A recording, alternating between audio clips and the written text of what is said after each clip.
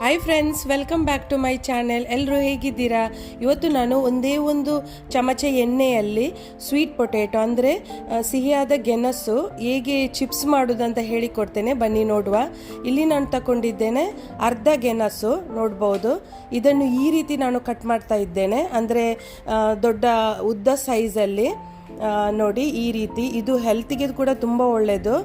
ಇದರಲ್ಲಿ ತುಂಬ ನ್ಯೂಟ್ರಿಷನ್ ಇದೆ.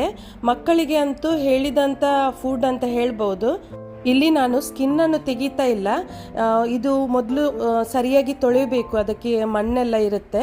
ಹಾಗೆ ಸ್ಕಿನ್ನಲ್ಲಿ ಕೂಡ ತುಂಬ ನ್ಯೂಟ್ರಿಷನ್ ಇದೆ. ಹಾಗೆ ತೆಗೆಯದೆ ನಾನು ಚಿಪ್ಸ್ ಮಾಡ್ತಾ ಇದ್ದೇನೆ. ನೋಡಿ, ನಾನು ಎಲ್ಲವನ್ನು ಈ ರೀತಿ ಕಟ್ ಮಾಡಿ ಒಂದು ಪಾತ್ರೆಗೆ ಹಾಕಿ ತಗೊಂಡಿದ್ದೇನೆ. ಮತ್ತು ಇದು ಚಿಪ್ಸ್ 10 ನಿಮಿಷದಲ್ಲಿ ಮಾಡುವಂಥ ಚಿಪ್ಸ್.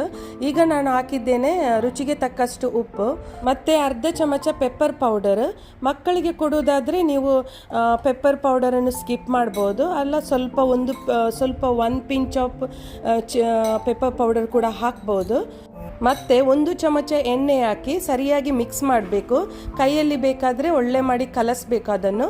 ಮತ್ತು ಇಲ್ಲಿ ನಾನು ಡೀಪ್ ಫ್ರೈ ಮಾಡ್ತಾ ಇಲ್ಲ, ಏರ್ ಫ್ರೈಯರನ್ನು ಯೂಸ್ ಮಾಡ್ತಾ ಇದ್ದೇನೆ. ಇದಕ್ಕೆ ನೋಡಿ 180ಯಲ್ಲಿ 5 ಮಿನಿಟ್ಸ್ ಫ್ರೈ ಮಾಡಬೇಕು. ಮತ್ತು ಇದು 10 ನಿಮಿಷದಲ್ಲಿ ಮಾಡುವಂಥ ಚಿಪ್ಸ್. ಮತ್ತು ಇದು ಮಕ್ಕಳಿಂದ ದೊಡ್ಡವರ ತನಕ ಇಷ್ಟಪಟ್ಟು ತಿಂತಾರೆ.